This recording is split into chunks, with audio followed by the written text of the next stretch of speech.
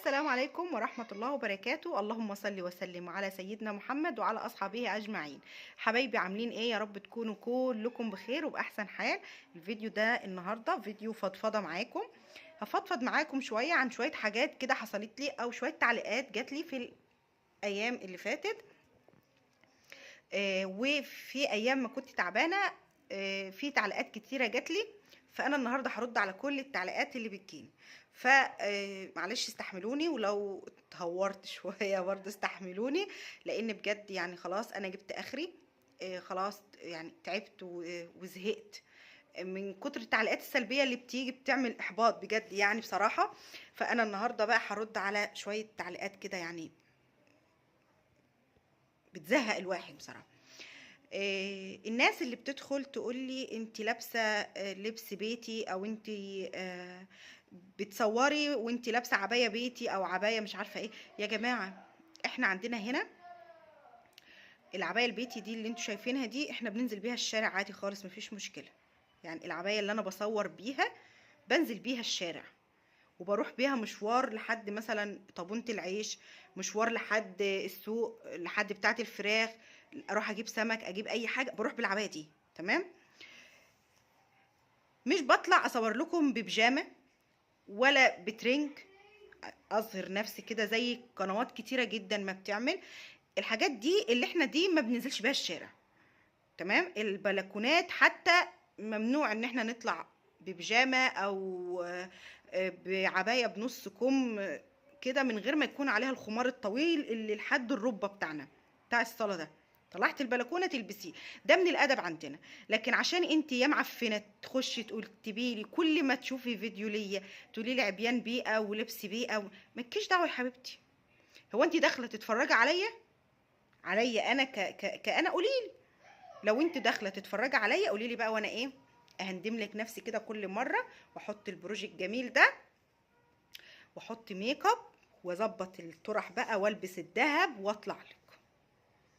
لكن انا بقدم محتوى، سواء كنت بقدم طبخه او بقدم روتين تشجيعي. انتي بتخشي تتفرجي على المحتوى، مش بتتفرجي عليا. في فيديوهات كتيره جدا او في ناس كتيره جدا بتعمل المحتوى وهي مش بتظهر عادي، الناس بتدور على المحتوى. تمام. لكن انتي ما تخشيش كل مره نفس الكلمه بتاعتك. يا حبيبه قلبي احنا ناس تمام. ف لو على اللبس والله العظيم ثلاثة، انا عندي لبس مش عند حد. تمام. عايزه اقول لكم انا فاتحه القناه بتاعتي بقالي كام سنه. لو دخلتوا في لمحه القناه هتلاقوني فاتحه القناه بتاعتي دي بقالي 3 سنين. 3 سنين دول انا بصرف على القناه، يعني بعمل اكلات. الاكل بيصرف بس عادي، يعني احنا بناكل، ده العادي بتاعنا. انا مش شحاته يا ماما زي ما انت كتبتي لي ان انت فلاحه وشحاته. لا يا حبيبتي انا مش شحاته يا ماما، والله ما شحاته. تمام. القناه صارفه كتير جدا جدا مهما اي حد ان هو يتخيل. عايزه اقولك ان الفيديوهات الاكل بتصرف، فما تجيش انت تقعدي تقولي لي من انت الكلام ده، لا ما. تمام. انا مش لسه ما شفتش ولا شيلن من القناه، عشان ما تقوليش انت بتصرفي من القناه، ولا قبضت ولا مره. ولسه مفعله الحساب بتاع الادسنس ده والرقم البين كود، يعني لسه البين كود واصلني الشهر ده. تمام. ولسه ارباح القناه ما وصلتش حتى ال $100 عشان اقول لك انا رايحه اقبض او انا قبضت. ما قبضتش ولا مره. فكل المصاريف اللي انا بصرفها دي بصرفها من القناه، من جيبي. تمام. فما تفكريش ان انا شحاته، لا يا حبيبتي والله ما شحاته. مش بتكلم كده عشان انتي، انا مش زعلانه ان انا فلاحه، ده انا احسن ناس الفلاحين. تمام. ده بالنسبه ليك. بالنسبه للناس اللي سالتني قالت لي يا نوره انت جوزك شغال ايه؟ يا جماعه انا جوزي شغال صاحب محلات فراشه. يعني ايه محلات فراشه عشان الناس اللي بره ما تعرفش؟ يعني احنا اللي بنعمل الافراح اللي بتكون في الشوارع، وفي تكون برضو في القاعات، احنا اللي بنكمل القاعات. وفي السرادق اللي هم الصوان كبير اللي بياخدوا فيه العزا بتاع الميتين وكده، احنا برضو اللي بنعمله، سواء قماش او بنفرشه بقى سجاد ويتعمل القماش ويتحط فيه الكراسي والحاجات دي كلها. يعني اللهم لك الحمد، احنا متيسرين مش شحاتين، في فرق. تمام. الناس برضو اللي سألتني يا نورة عندك كام سنة؟ يا جماعة أنا عندي 31 سنة.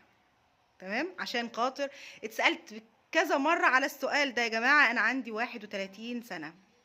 تمام. برضو ناس كتيرة جدا جدا كانت سألتني انت جوزك شغال ايه؟ خلاص اديكوا عرفتوا انا جوزي شغال ايه. تمام. هو مش موظف ولا حاجة، هو شغال، احنا اصحاب حلات فراش. يعني اللي يعوز فرح يكلمني، واللي يعوز سبوع يكلمني، تعوزوا اي انواع المناسبات. ما شاء الله، اللهم زدنا يا رب. و آه، يعني في الزيادة كمان وكمان، اللهم امين. اي مناسبة احنا بنعملها، سواء بقى سبوع، عقيقة، البيوت اللي هي بتكون مثلا فيها افراح، بس هم عاملين فرح في قاعة، وفي ناس كتيرة بتطلب ان هي تملى البيت شبك سوفت بقى، او شبك جولد، او شبك تمانيات، او شبك تلجي، او متر ونص.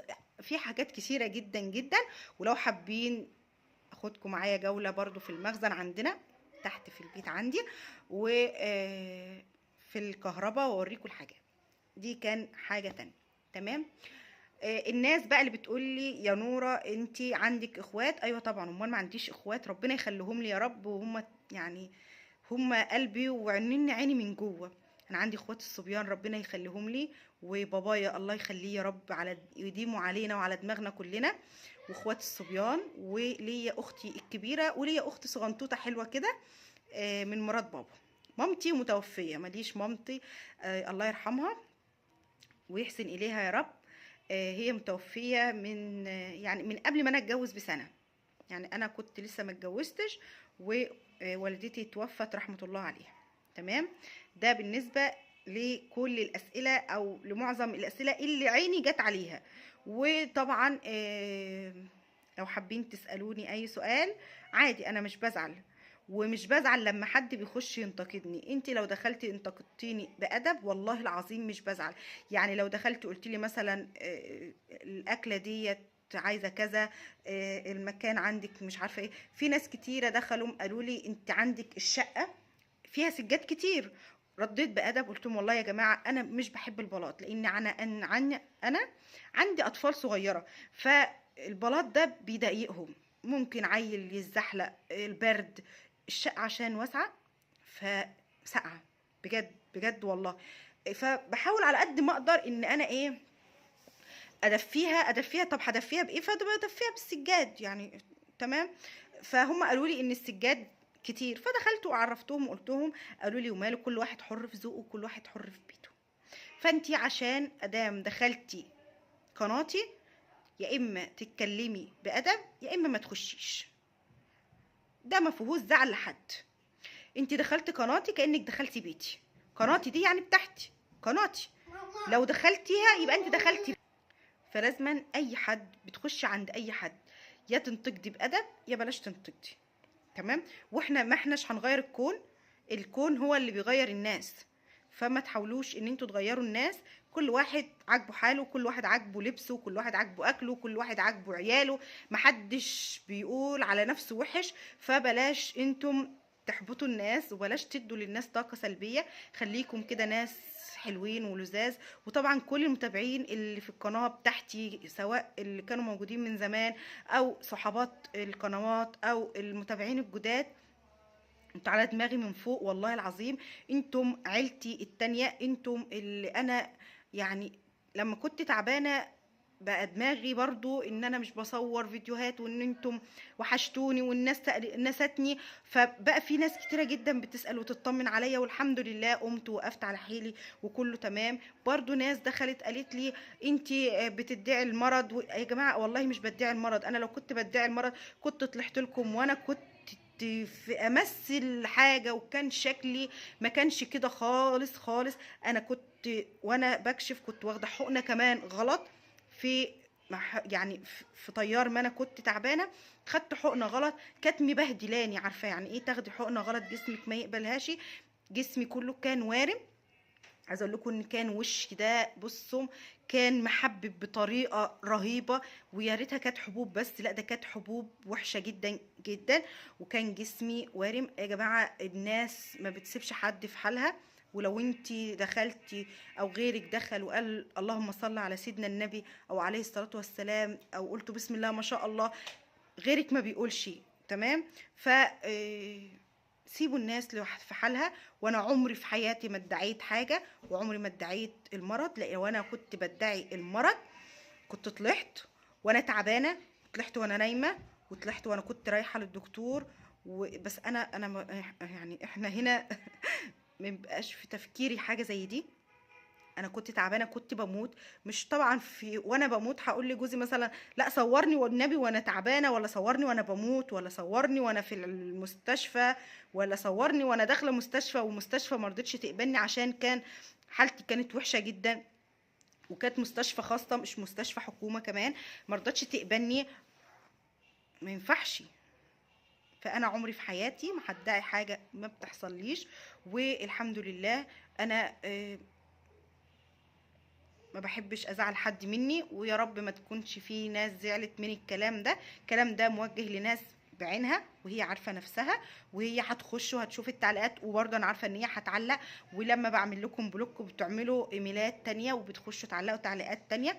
على العموم تعليقاتكم دي ولا في دماغي، بس انا حبيت اعرفك واعرف الناس علشان ناس كتيره جدا ردت في التعليقات، فحبيت اوضح الامور لكل الناس.